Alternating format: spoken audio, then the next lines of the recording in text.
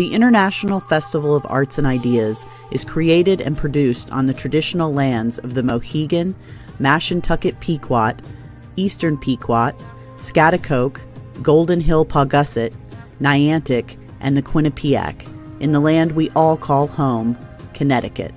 We hope that from wherever you are, you take a moment to acknowledge and honor the native people whose land you are on and the history of the place you are in. The International Festival of Arts and Ideas stands in solidarity with Black and Brown communities and other groups who are targeted and abused by unjust systems of oppression. We support all movements working to decenter white voices and dismantle white supremacy. We are actively seeking to dismantle systemic racism, and we raise our voices with those in our community who are already engaged in this vital work. We commit to working alongside you to create transformative change in New Haven and in our global community.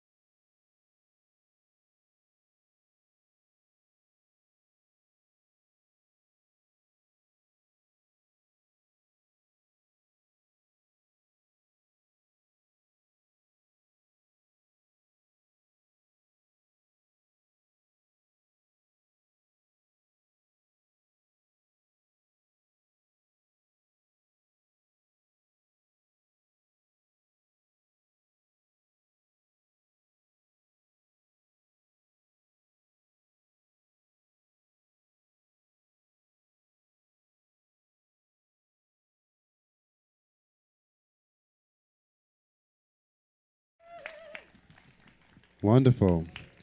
So tonight we have a special treat for you. First, we will present a compelling conversation between Madeline Sayet, Indigenous playwright and Executive Director of Yale Indigenous Performing Arts Program, and Jacob Padrón, Artistic Director of Long Wharf Theater, about the launch of the performance of Sayet's Where We Belong. Sayet's named Forbes 30 Under 30, and Padrón named One to Watch by American Theater. American Theater Magazine. Represent the cutting edge of theater and artistic dialogue in the country. Please help me and welcome some really good friends of mine, Jacob Padrón and Madeline Sayet.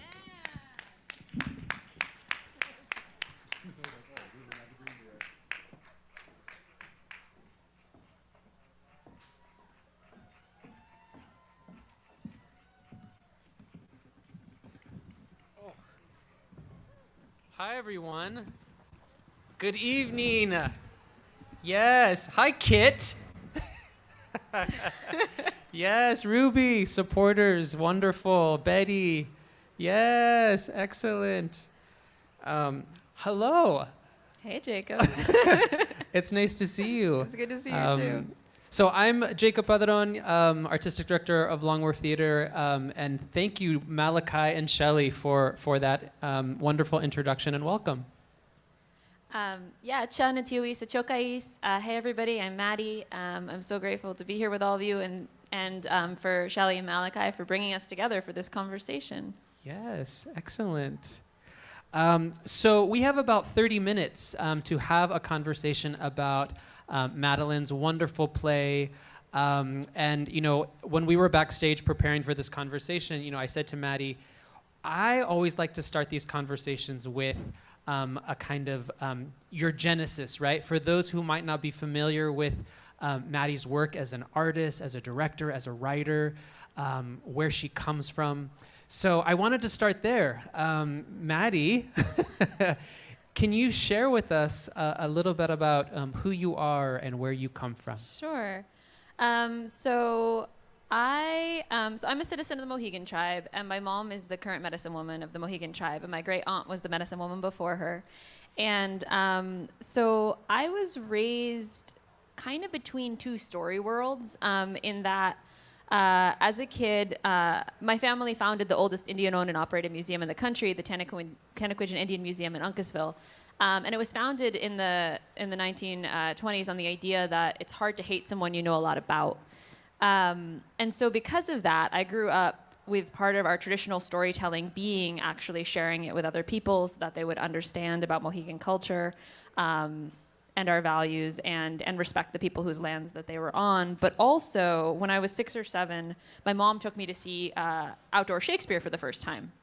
And my grandpa gave me a copy of the complete works when I was a really little kid. And so when I was really small, actually,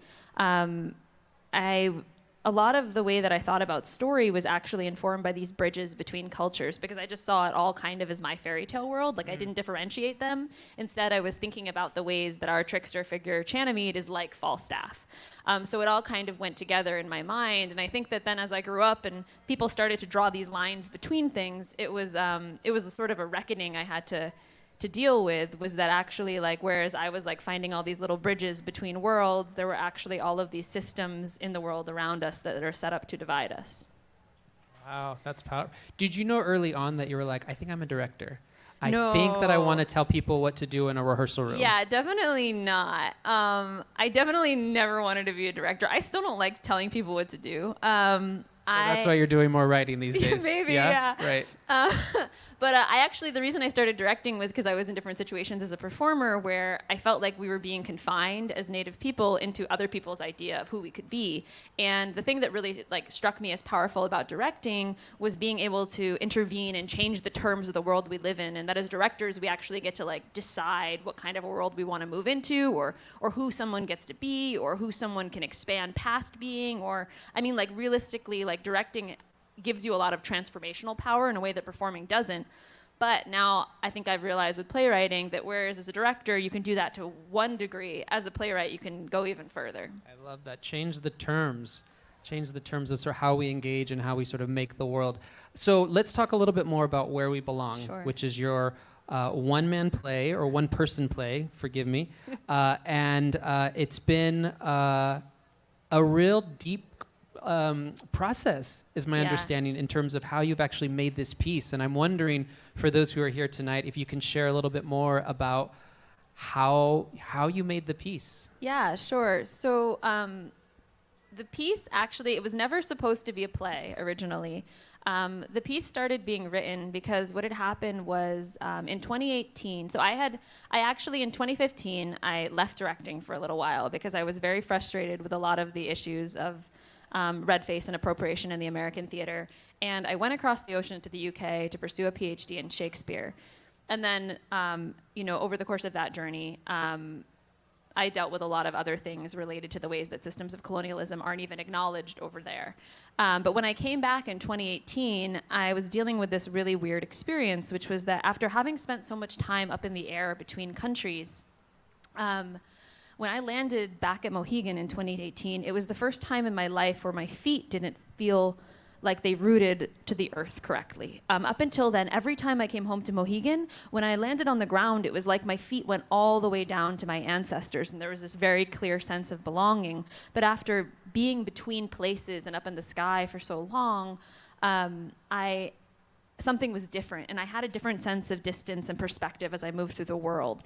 And because my Mohegan name actually means blackbird, or the dark one who flies apart, I was thinking a lot about what it means to, Mohegan means wolf people, and I was thinking a lot about what it means to go on this journey from being a wolf to being a bird and what that transformation is. But I also wrote the play initially because it was a very strange moment for me coming back to the States, leaving a country that had healthcare for everyone, coming back to one that didn't. There were things about the UK that I actually realized I missed. And I was grappling with this question of, as a Mohegan person, does missing England make me a traitor? And so I actually started to write the play to break down that impulse and to figure out where, as Indigenous people in a globalized world, we're actually allowed to belong. And so the play originally was never supposed to be a play, and I think there's some things about it that are unique for that reason, the way that time moves and in some ways similar to oral tradition, and ideas collapse on themselves. But now the piece, it sort of moves between like three spheres of description, as I usually call it. One is this journey from being a wolf to being a bird. Another is this journey across the ocean and how it actually mirrors the journeys of my ancestors, who in the 1700s had to go on diplomatic missions to England in service of our people. And then it also deals with the intersection between Shakespeare language and colonialism, which was something that I was really grappling with over the course of this journey. The fact that as a kid, I was able to go and easily go to Shakespeare rehearsal. There were plenty of opportunities to do that, but there were no opportunities to go and learn my language. There were no opportunities as a child in which Mohegan culture and Mohegan language were being valued. And so what is the cost of that? And what are the systems that actually cause the world to be that way? And so the play really navigates everything through my personal experience. People tend to find a lot of resonance with my mom throughout the play because she's very dramatic. But yeah, it's hard to describe because it is very autobiographical, and it really comes together in sort of unexpected ways, I think, because of that. Yes. It's so moving. Maddie, every time I get to be in conversation with you, I'm so inspired. There's such a poetic way that you talk about our work as theater makers, and the way that you're really able to tap into the storytelling tradition. And when I hear you talk about Where We Belong, your play, what I hear as part of the project of the play is a conversation that wants to be activated around erasure. Can you talk a little bit about that? Because it feels like that, yeah. And it also comes from such a personal orientation in terms of your family, your mother, your tribe. Talk a little bit about that. Yeah, sure. Yeah, it's interesting because every time I've gone through the piece, it's sort of, in its development, there's been different moments that feel like sort of the pinnacle of the play. And I feel like this last time, this version that's filmed that you can all watch online, which is actually filmed very well, which I'm very grateful for, our director of photography, John Birkland, did an incredible job making it, with our director, Mayan Teo, making it look like you have the intimacy that you would if you were actually in the theater instead of being far away, which I'm so grateful for. But two of the lines that really struck me in this particular version was this moment where I'm talking about Shakespeare, and now, of course, I'm not going to remember my own lines. But there's this moment where I say, what is it? It's about, I get to this moment where I'm talking about the way that Shakespeare is valued over Mohegan language. And I say, basically about Shakespeare, that it's about the moment in time where we still had all of our words, and it switches to this thing of like those few words written at a time when we still had ours, all of ours. We still had all our words, but every single one of his, even the ones he made up, even the ones that meant nothing, you saved, you treasured, you cared for. But ours, you tore them from our throats and you threw them away because you did not understand them. And what a waste. What an incredible waste that humanity doesn't have the words it needs right now to survive.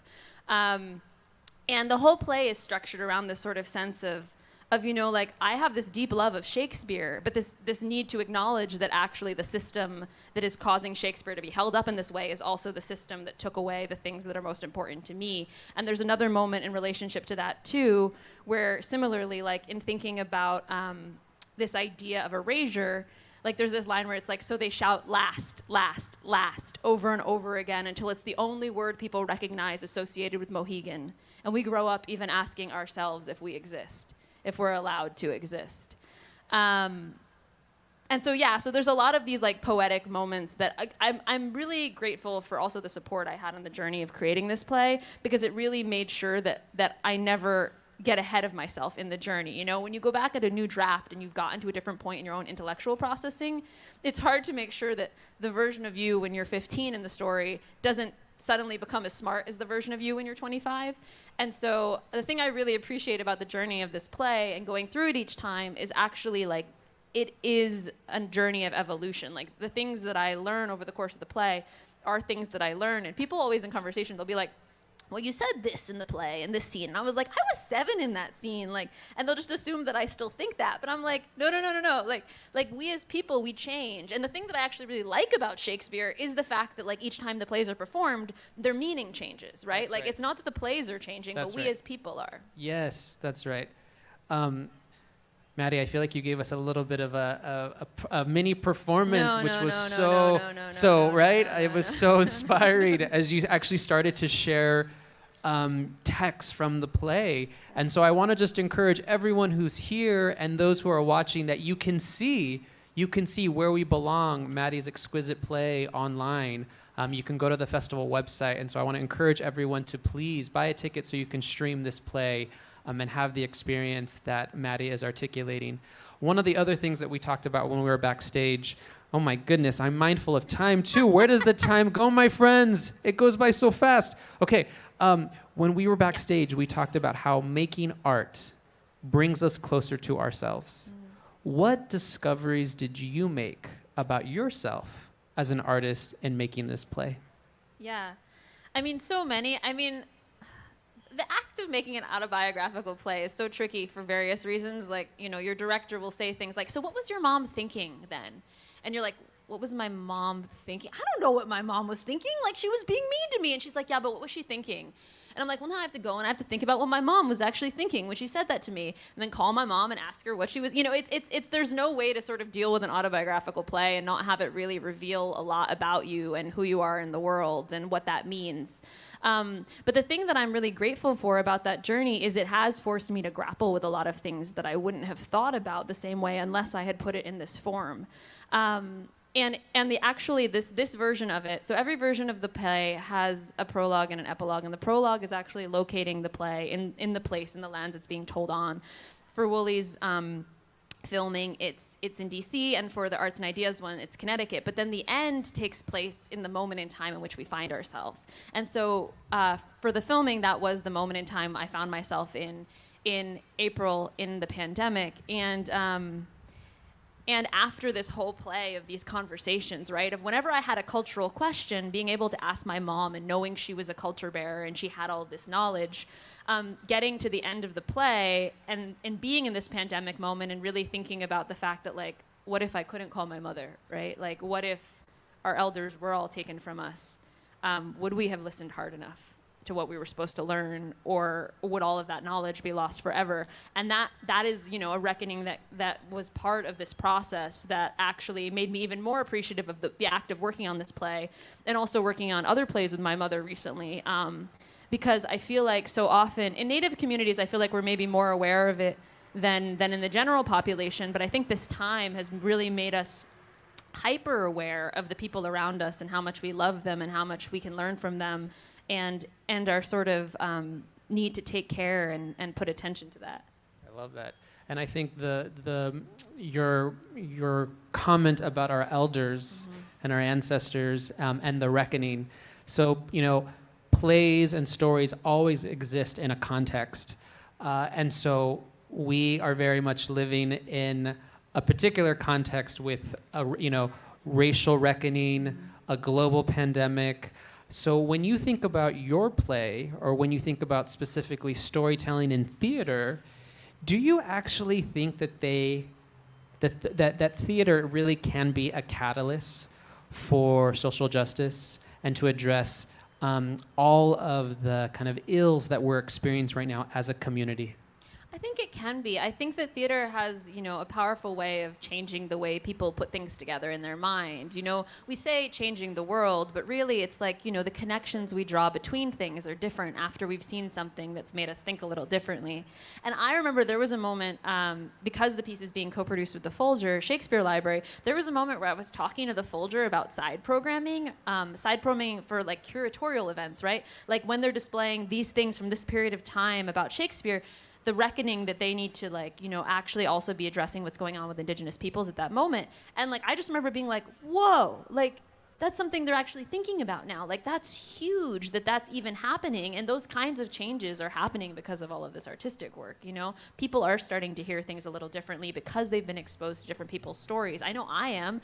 Every time I hear a different story, it teaches me so much about other people in the world around me, and that's what I really think theater can do when it's at its best, We're here together in a room capable of going on a journey together that changes all of us by the end of it.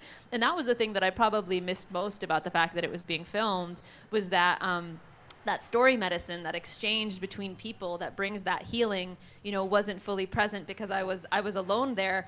I wasn't able to sort of bring in the people and their stories the way that I would have been able to if it was live. But yeah, I think that's why we do this, right? I think that's why you've sculpted this amazing upcoming season at Long Wharf. I think that's why I wrote this play, in the hopes that by telling these stories, the world will be a little bit better and we'll all be a little bit closer to understanding how to make a better world afterwards.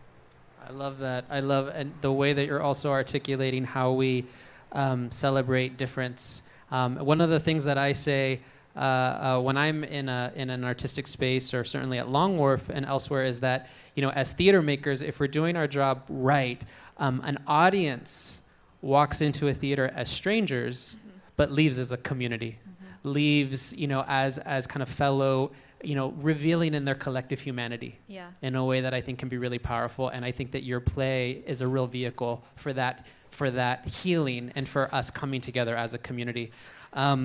Okay, I'm mindful of time, so I want to ask you one more question. Okay. So given all that has happened this year, right, we have to find our bright spots. One of my dear, dear mentors, Diane Rodriguez, who actually passed away last year, who worked at Center Theater Group in Los Angeles for many years, and she would talk about this idea of bright spots, that we always have to have bright spots. Even in our darkest days, what are the things that give us joy? And as theater makers, we have to lift up that light, especially when times are dark. So what have been those moments of joy, those bright spots for you during this time? Yeah. So I've been really lucky that during this time, I'm the executive director of the Yale Indigenous Performing Arts program, but I'm also co-artistic director in residence at Red Eagle Soaring Native Youth Theater. And what that means is I've been able to be bringing together Native youth from lots of different places online through virtual programming. So this moment has actually been really, really unique in that a lot of the time with Native theater, it's hard to gather. A lot of people are on their own traditional lands, their own reservations, and gathering isn't always the easiest thing. But then suddenly what happened in this moment was that accessibility was transformed. There were readings in New York that might have had an in-person audience of 20 that suddenly had an online audience of 2,000. And that shift to what kind of storytelling is possible and who's able to be there was really dramatic, because then that meant that when I host events at Yale, they're not limited to Yale students. They're open to any Native artists who want to come. And so that sense of community that really felt vibrant and rich throughout the pandemic for me was a real bright spot that's still ongoing. I don't think I want to lose that aspect of accessibility. I want to make sure that people are still able to come together in these ways, because I've made so many friends and met so many people and collaborators who I would, from far, far, far away, who I would have never been able to meet or work with otherwise. And so that's the thing that I'm really, really excited about and excited about carrying forward. That's fantastic. Okay, I actually have one more question, just a small one. What's one thing that you hope For those who are gathered here with us this evening, for those who are watching at home and elsewhere, Maddie, what's one thing that you hope people will take with them from this time? Like, what's one thing people will remember that you want people to hold on to, right? Because there's this whole conversation that's very active right now around, are we going to get back to normal, right? That we have been changed by this experience, I think, as a country, as a world, as a community. So what's one thing that you want people to remember as we come out of this experience? I think the sense of being in something that is shared. I think that there's been a lot of difficulties and a lot of struggles during this time, but there's also been a lot that's been shared in very unique ways, this sense of everyone kind of having to go through this struggle that is common, I think has revealed a lot to me at least, about our collective humanity and the ways in which we take care of each other. And so I guess my hope is that sense of questioning everything, of questioning the rules around us, that certainly continues, knowing that the world can change at any moment and that it's not neutral, but also that sense that actually there are shared experiences that could happen at any moment also, and that maybe they're not the things you might think of, and hopefully they're not as trialsome as what's just happened. But that togetherness that I feel like I've seen a lot of is something that I also hope gets carried forward. The world is not neutral. I love that. That is so inspiring. Maddie, thank you so much. Thanks all of you. Please get your ticket to Maddie's show, Where We Belong. Go to the festival website where you can follow the link there. And thank you so much. Thank you, Jacob. All right. Thank you, everyone. Thank you all.